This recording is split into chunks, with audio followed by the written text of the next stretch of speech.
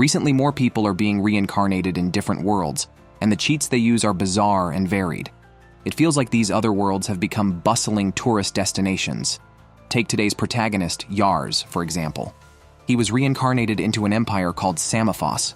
In his previous life, he was a corporate drone who stayed up late playing games. Inevitably, disaster struck.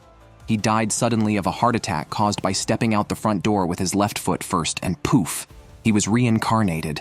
Upon waking up, he was shocked to see dogs flying in the sky. He had also transformed into a baby. 3 years later, Yars had not only grown, but had also learned the language and script of this world. He discovered it to be a world of swords and magic, which had experienced conflicts among 7 kingdoms. Now it was united under the rule of Samophos. Yars was the eldest son of a minor noble family. Although there was no modern technology, being a noble meant he had plenty to eat and drink. Yars discovered he possessed a unique skill not common to others. He often went to watch the soldiers train at his family's training ground. His skill was the identifying eye. He noticed a soldier who used a gun was better suited to archery, so Yars suggested he switch to a bow. This soldier had never used a bow before, but tried it under Yars' expectant gaze. Surprisingly, Yars confirmed his identification was correct. He claimed it was just intuition. He dared not reveal his real skill and couldn't identify himself. His father thought his son had a natural talent for judging people and hoped Yars would hone this ability to someday inherit and govern their lands. This ability was a great asset to Yars. He continued to learn about the kingdom, only to find his future not so bright. The empire's government was deeply corrupt, with peasant rebellions everywhere. The local nobles were forced to govern more autonomously, but the central imperial authority ignored the issues. If this continued, a large-scale war was inevitable, and Yars, as a future lord, would have to lead his soldiers into battle. Yars felt a deep kinship with the people here, and was determined to protect his land and subjects. Thus, he decided to utilize his identification skill to recruit reliable subordinates before a global war erupted. He sneaked out of the manor, his eyes aching from using his skill, but failed to find suitable candidates. That changed when a handsome man with dark skin was pushed out of a door. The local neighbors despised him, considering him a dirty marga, people brought from across the sea as slaves. Ah, dark skin, from across the sea, a slave. The irony was thick. Yars, seeing Leeds in distress, gave him his bread.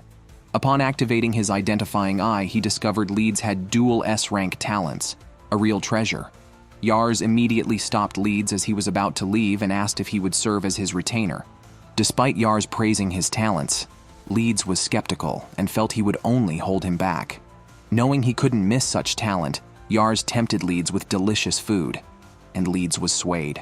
However, the household servants hadn't prepared food for Leeds due to deep-rooted discrimination. If not for Yars' invitation, Leeds would have been turned away. Yars moved a stool next to Leeds and informed all servants that Leeds was an important guest. They apologized and quickly prepared food. Yars asked Leeds why he was there. Leeds explained he had been part of a mercenary group, but lost many comrades in war and drifted here. Other groups rejected him due to his young age. The previous groups had raised him from childhood. The butler initially wanted Yars to send Leeds away, but when he heard Yars intended to hire Leeds, he immediately informed Yars' father, who viewed Leeds as low-born and unlikely to be useful. Yet, Yars believed in his identifying skills and Leeds' exceptional talents, and asked his father for a test. His father reluctantly agreed, and said if Leeds showed talent, he could start as a foot soldier. Yars was pleased, confident Leeds would prove his mettle. However, Leeds' test was to challenge Yars' father, a self-made noble from peasant origins, not to be underestimated in strength. At only 14, Leeds' talents were not fully developed. His father said touching him would count as a win. Leeds couldn't understand why Yars valued him so, given the usual discrimination against his people. Yars earnestly explained he needed Leeds and planned to become a lord requiring skilled individuals. He hoped Leeds would meet his expectations. The challenge began, and the soldiers looked down on Leeds. He had to touch Yars' father before the sand in an hourglass ran out. When the father made his move, Leeds realized the difficulty. His strength was formidable. Yars worried about Leeds, but soon heard soldiers changing their tune. impressed by Leeds who withstood a full-force attack, a feat they couldn't achieve even when the master held back.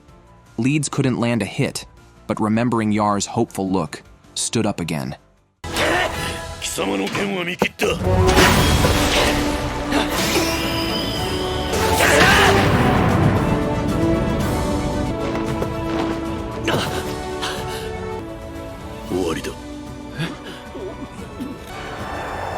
The soldiers were shocked as Leeds managed to injure the master.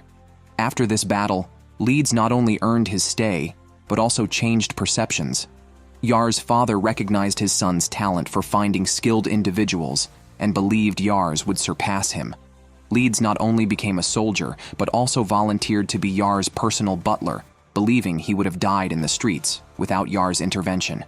Kneeling, Leeds pledged his loyalty to Yars.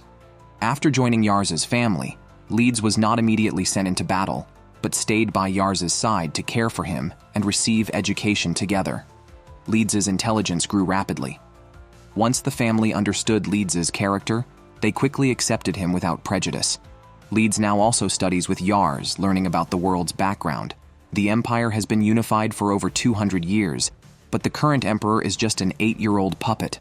The power lies with ministers obsessed with factional struggles. The empire is increasingly corrupt, and rebellions are rampant. Therefore, regional lords are starting to strengthen their autonomy. Currently, the conflict is minor, but Yars' father has already been forced to fight. From Yars' modern perspective, a world war seems inevitable. However, Leeds believes that if a world war starts, it will likely erupt in their state because the current governor is very old and might not last a few more years. He has 2 sons. Traditionally, the elder should inherit, but the younger is exceptionally competent.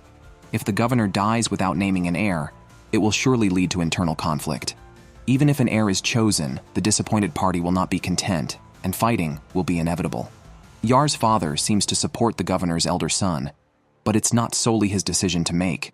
Their family's territory is small, and Yars is very concerned about the future, especially since he is still young, and his father might choose the wrong side. Leeds tells Yars this is an opportunity because choosing the right lord could lead to promotions during the war. Therefore, their family needs to find more talented individuals. Leeds supports Yars' decisions, and his father, knowing Yars has this talent, entrusts him to find individuals with magical abilities. The father believes future wars will be dominated by magic. Although some of his men can perform magic, they are not skilled. Leeds agrees with this. Yars once tried using magic, but the tiny fireball he produced was so pitiful that his father couldn't bear to watch, and he never asked him to perform magic again. It seems he lacks magical talent.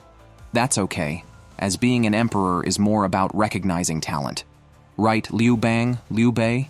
To find talents, Yars has Leeds take him to a larger main city with a population of 50,000. Ah, only 50,000 people. The residents here seem more prosperous. Yars vows to one day provide such a life for his own people. He uses his identifying eye and finds many individuals with high values, but low talent potential. High values are useless without talent. Leeds tells Yars not to worry. On their talent search, Yars sees the local slums. Leeds comforts him, saying that wealthier places often have larger gaps between rich and poor. Leeds knows Yars wants to help these people. After all, he was also rescued by Yars. But currently, they lack the capability to do so. Yars realizes he has only seen the surface of the prosperous city. He reflects that improving the lives of the poor is the kind of territory he wants to build. He aims to find talented individuals among these people. Leeds is touched and promises to assist him. Unbeknownst to them, their conversation is overheard by a cloaked girl. Yars encountered a merchant on the street who claimed to be selling dragon eggs, supposedly sourced from the northern continent. Unable to resist the allure of dragons, Yars was nearly deceived. Leeds, seeing someone trying to trick Yars, immediately drew his sword at the merchant and exposed the truth. He pointed out that trade with the northern continent had ceased long ago and listed several flaws in the merchant's story. Questioning how a street stall could obtain such rare dragon eggs, Leeds accused the merchant of using local lizards to deceive Yars, shouting, "How dare you cheat our young master, die!" Terrified, Yars quickly clung to Leeds' legs, calming him down. Considering the possibility of being deceived in the future and Leeds' continued darkening, Yars decided he must read more to prevent potential disasters. While resting, Yars planned to buy some desserts, but a cloaked girl snatched his wallet. Leeds immediately chased after her with Yars, pulling off the thief's cloak to reveal a girl named Charlotte, who then ran into an alley and was surrounded and beaten by local thugs. Arriving at the scene, Yars tried to intervene, but when the thugs attempted to attack him too, Leeds knocked them down, and they fled. Yars noticed Charlotte's panel showing an S-grade magic qualification and martial values higher than his father's. Despite other low qualifications, her magic talent was overwhelming. Leeds demanded the return of the wallet, but Yars, seeing her potential and understanding her tough life, offered her a salary and a better life if she joined them. Charlotte, however, questioned their moral standing, reluctant to protect the lavish lives of the privileged. Yars spoke of his vision for a territory where the poor could live securely, but Charlotte countered, asking when this vision would be realized, as people like her suffered from cold and hunger. She accused Yars of pretending to be good. Deeply hurt, Yars was silent until Leeds, understanding Charlotte's perspective, stated that stealing was wrong. Charlotte returned the wallet, and Yars then noticed bruises on her neck and wrists, realizing she had been sold to slave traders before. Charlotte knew she could fetch a high price due to her beauty. Yars, aware of the dangers, advised her to leave town, but she refused, revealing she was caring for orphans in the slum. Yars, understanding her reluctance to leave, gave her his wallet. That evening, Leeds, recognizing their shared backgrounds, empathized with Charlotte's distrust towards nobles. Yars, acknowledging his privileged life, understood why Charlotte was angry but affirmed his genuine intentions to improve the city. Suddenly, they learned that Charlotte had been taken away. Charlotte had forgotten what it feels like to cry. As an orphan, she was shunned wherever she went. Even with money in hand, she couldn't buy bread. She was captured by slave traders who abused her without eliciting tears. The traders had already found a buyer for Charlotte, mocking her life as ruined. They suggested she'd be better off with nobles, where at least she could eat despite potential abuse. Charlotte thought of the children she didn't want to leave behind. At that moment, Leeds and Yars burst in. The slave trader, recognizing Yars as a noble, demanded Charlotte's release. From their first meeting, Yars noticed Charlotte's empty gaze and later learned her ambition score was only 1, indicating her lack of hope for the future. The trader scoffed, arguing slaves have no future, which angered Yars. He believed it was an adult's duty to protect children's futures, not exploit them. Yars insisted that Charlotte's path was her choice, not determined by slave traders. Charlotte had always told herself crying was useless, a sign of weakness, but she couldn't hold back her tears now. The slave trader, initially cautious around noble Yars, now ordered his men to drive Yars away.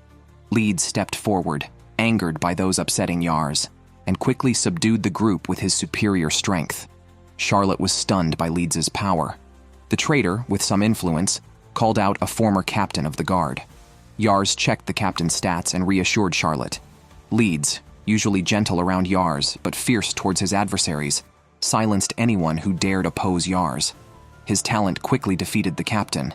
The desperate trader, knowing slavery was allowed here, heard Yars offer to buy Charlotte's freedom. Leeds warned that they could just take Charlotte, but that would ruin the trader's reputation. Instead, paying a small sum would allow the trader to claim he sold her at a higher price to another buyer, preserving his standing. Faced with Leeds' menacing look, the trader had no choice but to comply silently. Yars took Charlotte away from the slave trader's territory. Seeing the children in front of her, Charlotte felt an unprecedented stirring in her heart. She led Yars and Leeds to a place. Watching Yars climb the hill with his short legs, her smile grew more tender. This place overlooked the entire city, and Charlotte loved to view the scenery from here. She revealed this place to Yars because she wanted to know why he aspired to create a city where even the poor could live well. Yars said he loved children. Although he was just a child himself, in his past life, when he felt tired from working hard, children's smiles healed him. He simply wanted to protect their innocent smiles and hoped his citizens would aspire for a happy future. As the city's future ruler, that was his goal, to create a place where everyone could be happy. Seeing Yars's embarrassed look, Charlotte decided to leave with him to ensure the orphans also had happy lives. She decided to help Yars achieve his goal. At that moment, Leeds pulled out a magic testing tool he had just swiped from a store. He trusted Yars's judgment, but wanted to witness Charlotte's power firsthand. Charlotte was nervous as she had never used magic before and didn't even know how to cast spells. Leeds guided her while Yars, having little experience with magic, was curious about how powerful an S-rank magician could be. As Charlotte raised her hand,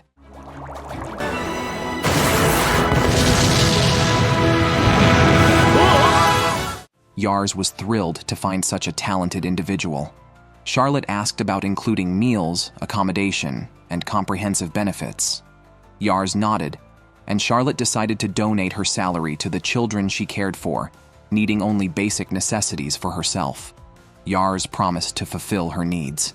Charlotte then knelt on one knee, vowing to assist Yars earnestly, and apologized for her past thefts, looking forward to the future Yars would bring. Yars felt overwhelmed by the strong capabilities of his two subordinates, worried about leading them with his ordinary skills. However, he was resolved to do his best to build a wonderful city.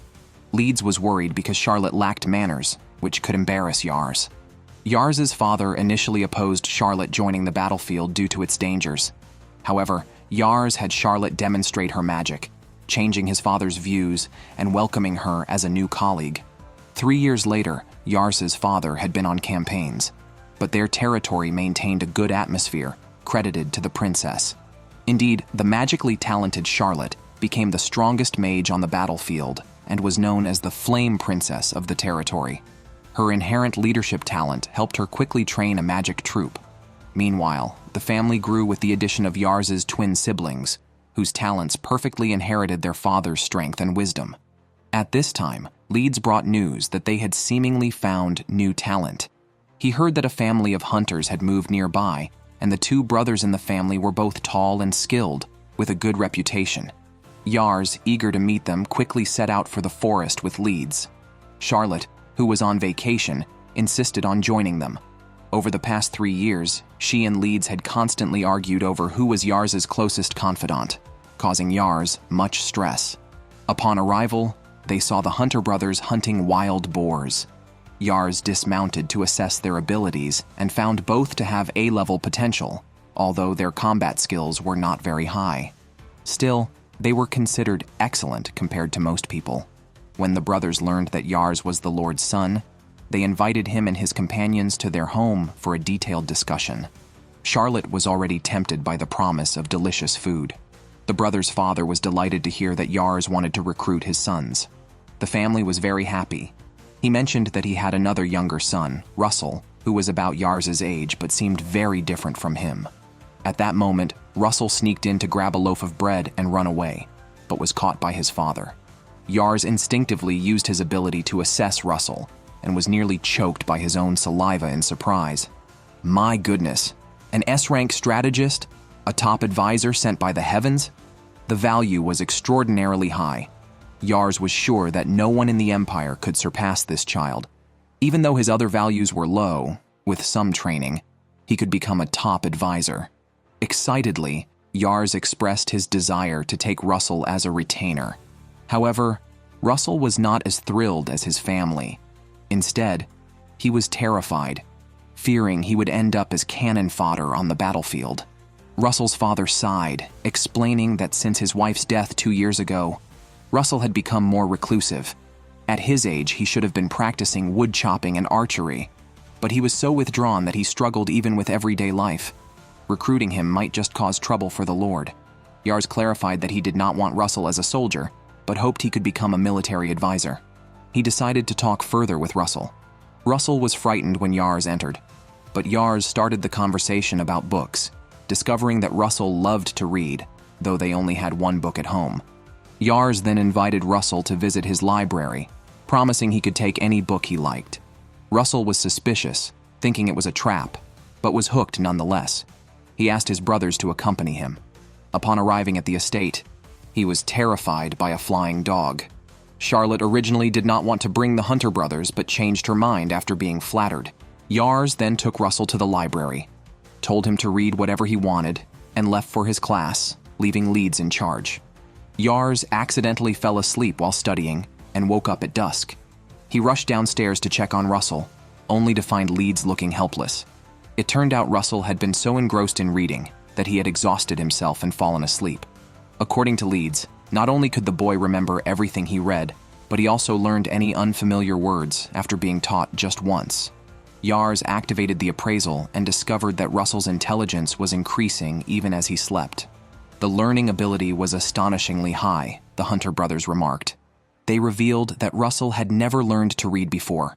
Only their mother, who had passed away, knew how to read. Since hunters didn't need literacy, they never taught them. Yars immediately asked the awakened Russell how he learned to read. Russell explained that he remembered scenes of his mother reading to him when he was asleep. From those memories, he was able to understand the written word, even though he was only 3 years old at the time, recalling events from after his birth. Everyone present was amazed. Yars felt it would be a waste for such a talent to remain hidden, especially since Russell lacked confidence. Leeds suggested that Russell learn to hunt using methods other than bow and arrow, which might help him and his family recognize his talent. Yars encouraged Russell, telling him, "Your mind is also a powerful weapon." With encouragement from his brothers and expectations from Yars, Russell decided to make an effort, surprising his father. Later, Russell set up traps that caught an entire pen of pigs. Given that wild boars are difficult to catch through ordinary hunting methods, this was no small feat. Russell explained to his astonished father that hunting would become more challenging if his brothers joined the army. He designed the trap to only target boars sensitive to colors and used herbs to deter sows and piglets, ensuring that breeding pigs weren't captured and the piglets could continue to reproduce. Witnessing this, the father fell into deep thought. The next day, he told his sons to take Russell with them and requested Yars to look after him. Without further explanation, he left, causing Russell to mistakenly believe his father resented him and wanted to drive him out. Yars advised Russell to go home for the night, believing there was another reason behind his father's actions. Russell thought it was because his birth had worsened his mother's health, blaming himself and hiding in his room every anniversary of her death. That night, Russell hid in his room crying when he heard his father and brothers climbing up to the roof to watch the moon and celebrate. Curious about their father's harsh attitude towards Russell, the Hunter brothers received an explanation from their father. He felt Russell should resent him for not recognizing his talents and focusing on trivial faults instead. He expressed his unworthiness as a father and hoped Russell could find a place where he could thrive. Like his gentle mother, Russell was always worried about hardship. The father intended to make Russell dislike him so he could leave home peacefully, hoping his brothers would support Russell in his place, as he was also a cherished son. The next day, when the brothers set out, Russell followed them. Before leaving, he suddenly stopped his stern-looking father and assured him that he would never resent him. Russell admitted he was weak and couldn't help much at home, but he promised to work hard with Yars and become someone who could support the village. He hoped to return one day and live with his father again. Both burst into tears. "No, big brother. It's not like I can't come back. Why are you crying?" Yars hoped they could live well like ordinary citizens. His words won the approval of the three, who vowed loyalty to Yars. Recently, Yars's father fell seriously ill and was bedridden, yet he continued to fight. After the governor, his father's superior, passed away, he left a will naming his clever younger son as his heir. The less intelligent eldest son was dissatisfied, suspecting a conspiracy by his brother, especially since he had recently excelled in war. Some ministers felt tradition should allow the elder brother to inherit. This split the factions within the state in two, and to compound the trouble, a neighboring state launched a surprise attack. Yars, gritting his teeth, knew he had to face the battlefield. Unexpectedly, his father told him to give up, mentioning that his fiancée was arriving soon. Yars was shocked, wondering how he could have a fiancée he never knew about. Even Leeds was surprised to hear about Yars's fiancée when she was already at their doorstep. Who would have thought? In his past life, he never even had a girlfriend. And now he had a fiancée who was not only beautiful, but politically ambitious, like a modern Luigi. Yars felt that his fiancée's demure appearance might be just a facade. With his father seriously ill, his fiancée could use her status to take control of the family. The fiancée, named Rika, was too cute, so Yars decided to bring her into the mansion. Upon entering, Rika's maid showed displeasure towards Leeds, but Rika immediately scolded her, praising Lead's renowned contributions on the battlefield. The maid quickly apologized, showing Rika's effective control over her household. Rika was polite to everyone at their first meeting, increasing Yars's favorable impression of her.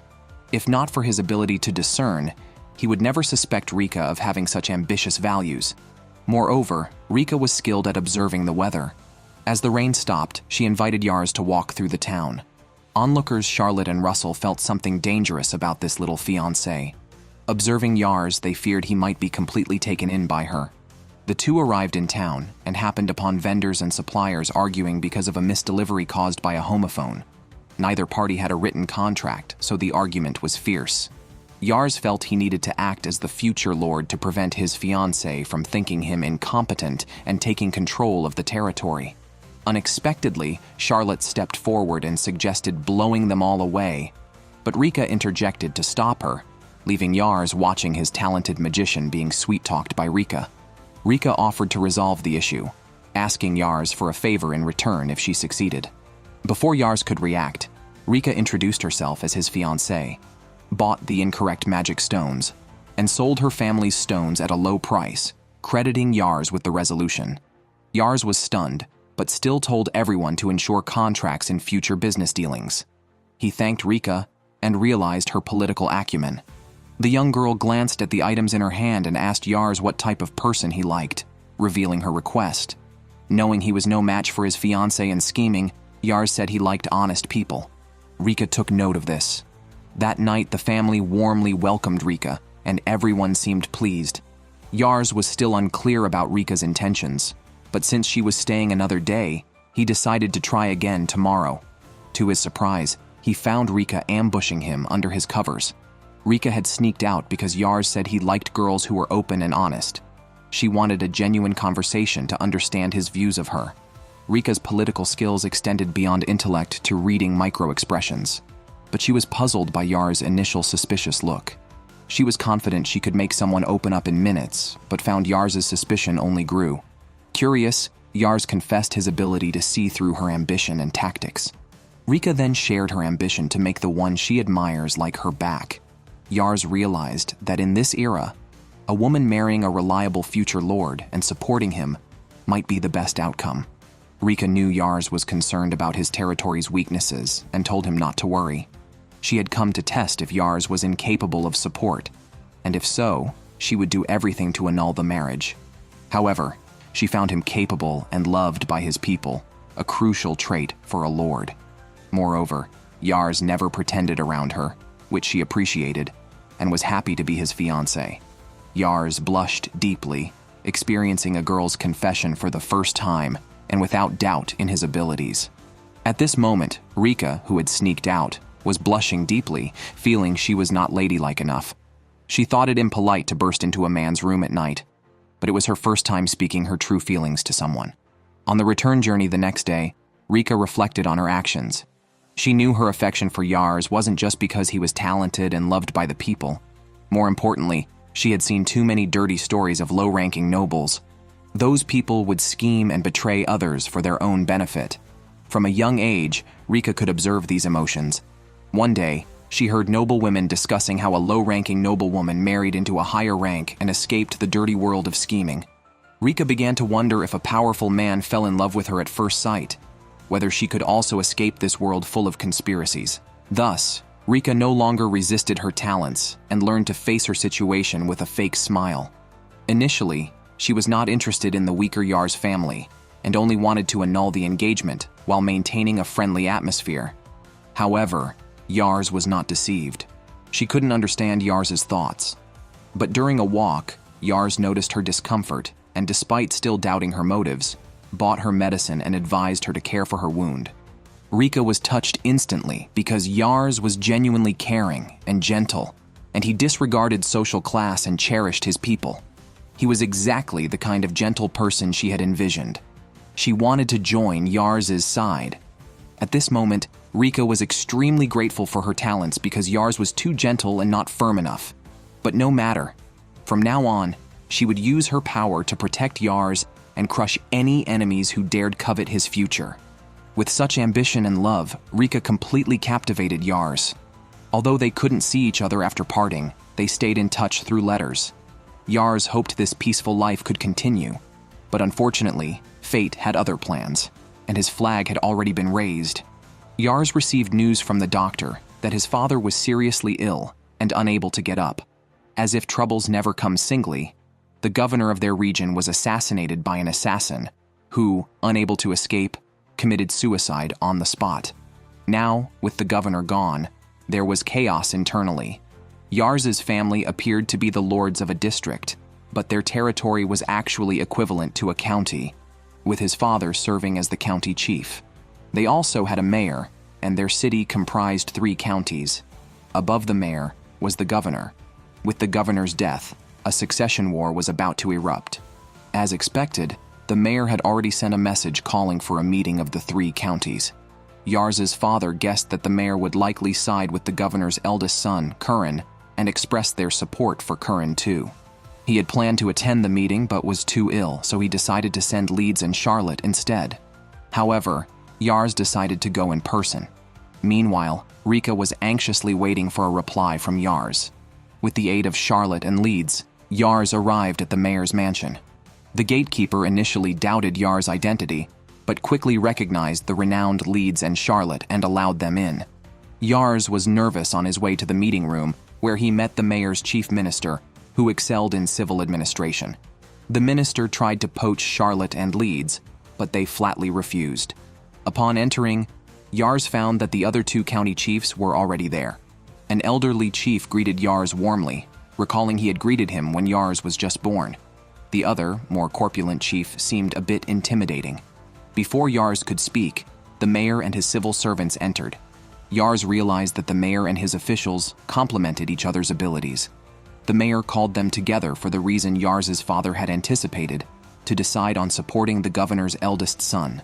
The mayor warned that neighboring cities supporting the second son would likely attack them, so he was giving them advance notice to prepare for war. After the meeting, Yars was relieved.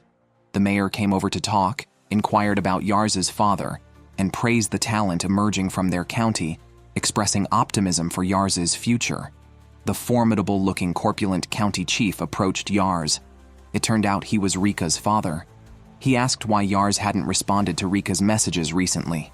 Yars realized his oversight, explained the recent events, and promised to write back to Rika upon his return. Rika's father was surprised that his normally wise and considerate daughter was upset over not receiving a reply. He felt a bit guilty for having her grow up among scheming nobles, leaving her with painful memories. He deeply loved his daughter and had previously valued Yars's father's character, believing he could raise commendable children. Seeing Yars now, he felt assured he was a trustworthy person. Faced with Rika's father's affection, Yars promised to make Rika happy. After returning, Yars informed his father of the developments. His father praised him for growing up. Yars was happy and quickly wrote a reply to Rika. He was also worried that Rika might be frightened by the war, so he decided to train intensely to win and reassure her. For this, he specifically asked Leeds to train him and never complained, feeling that he was progressing too slowly. His previous simulation training was inadequate, and he lacked real combat experience, even fearing the soldiers attacking him. Yars worried that he would hold back Charlotte and Leeds, so he trained even harder. At that time, Russell brought news that the neighboring city had already started attacking the old county chief's area. As a neighboring lord, Yars and his group had to send troops to support. Yars felt very nervous, but had to maintain his composure to keep everyone calm. Leeds told Yars that his presence alone would inspire everyone and ensure their victory in the first battle. Yars intended to lead everyone into battle himself, but his father interrupted him and prepared to fight despite his injuries. Yars did not want his father to further strain his body, but his father said that sacrificing for their territory was worth it. Yars tried to argue that with Leeds and Charlotte's help, he could definitely bring back a victory. However, his father said that Yars did not have the eyes of a warrior and ordered a criminal with many crimes to be brought out for execution in front of Yars. If Yars could watch without changing his expression, he would be allowed on the battlefield. The criminal boasted about how many children he had killed and how much he enjoyed seeing their fear. At that moment, Yars's father executed him. For someone who had reincarnated from the modern world, Witnessing a beheading was unbearable. His father said this was normal, and that he could not let someone who had never faced life and death go to battle, where a moment's hesitation could be fatal. So, his father led the troops into battle. Yars wept in the rain, feeling that he still knew too little about war. The enemy's numbers were double theirs, but Yars' father led his troops to break through the enemy's fortress successfully, but he also fell gravely ill. The war lasted a month, and when his father returned with the troops, he could no longer walk and was carried by the soldiers. Yars' mother and twin siblings were very sad, and Yars could only force a smile. His face still bore injuries from training. Leeds said that Yars' father was very tired from years of war. Yars felt that it was his unreliability that forced his father to go to battle. Russell and others quickly tried to convince Yars that it was not his fault, but Yars had already devoted himself entirely to training, and Charlotte was worried he might collapse. Unexpectedly, Rika had already arrived with her butler, very concerned about Yars' situation. They had been writing letters recently, and previously Yars would express his thoughts and emotions in his letters. However, since the war started, the content of the letters seemed off. Although there was no significant difference on the surface, Rika could tell that Yars was distracted and unable to feel his emotions, not because she was upset about being neglected, but because she was very worried about Yars' situation. Leeds then revealed the setbacks Yars had faced. He guessed that the execution and not being able to go to battle had hit him hard. Rika felt very guilty, thinking that as a fiancée, she failed to notice Yars' distress immediately and decided to find and comfort him. Upon reaching the training field, she saw Yars training hard, aiming to protect everyone on the battlefield. Rika silently closed the door, thinking this was not the right time to disturb Yars. Just then, a maid came to inform Leeds that Yars' father had awakened. Russell breathed a sigh of relief, but they heard that the Lord wanted to see the three of them first. Charlotte was surprised to see that the Lord did not wear his usual stern expression. He said he was speaking to them as Yars' father, and stated that he was dying soon. He was aware of his physical condition, and recalled thinking Yars was mad when he first brought the three to him. However, he now believed their talents were undeniable and crucial for the estate. He expressed his gratitude for their presence in the family. He acknowledged that Yars was not yet ready for battle, and that managing the estate would be tough. The father regretted not taking Yars into battle while he was still healthy to protect and teach him personally. He hoped they would support Yars, a request from a father. Russell, moved to tears, declared his commitment to support Yars, as did Charlotte and Leeds. Leeds asked if the Lord could speak with Rika. It turned out that the Lord had met Rika once before and was impressed by her intelligence and kindness, prompting him to propose the alliance. Knowing his son's gentle nature, he thought they would get along well, but worried Rika might find their estate too small or his son too soft. Rika quickly reassured him, saying Yars, though gentle and kind, was training hard to be closer to the father he admired. The father was reassured, seeing Rika truly cared for Yars. Meanwhile, the father asked them to call Yars over. After everyone left, Leeds cried in pain, knowing Yars would soon face a separation from his loved ones. Yars arrived with a stack of medical books, hoping his father would recover soon. The father said Yars had grown up and recalled his own aspirations to become a warrior at Yars' age. The father's birthplace was tough, with a harsh lord and suffering peasants. Unable to bear it, he fled at 10 and found work in a town. There, he was inspired by the majestic figure of a warrior and soon became one himself, earning his rank and eventually becoming a lord. He built everything they had now and told Yars not to feel guilty about his illness, which was just part of his life. He entrusted everything to Yars, who, despite his sadness, didn't want to worry his father and took on the responsibility. They talked about Rika, learning that Yars' father and Rika's father were old friends. They talked all night, the father spending his last moments with family. The next morning, Yars' father passed away. At the cremation site, his parents cried uncontrollably. Yars, holding his siblings, told everyone that he would protect the land in his father's place and ensure the people could live peacefully and happily. The mourners at the scene wept, promising their support for Yars. Meanwhile, Charlotte and the others made a firm decision. Although they were talents brought back by Yars, his father had taken great care of them, wholeheartedly nurturing them and preparing a path for his son. No one anticipated that this funeral would mark the beginning of a legend for the Yars family. Regarding the assassination of the governor, rumors suggested it was an act of power by the governor's son. The female adventurer at the tavern seemed particularly interested in this.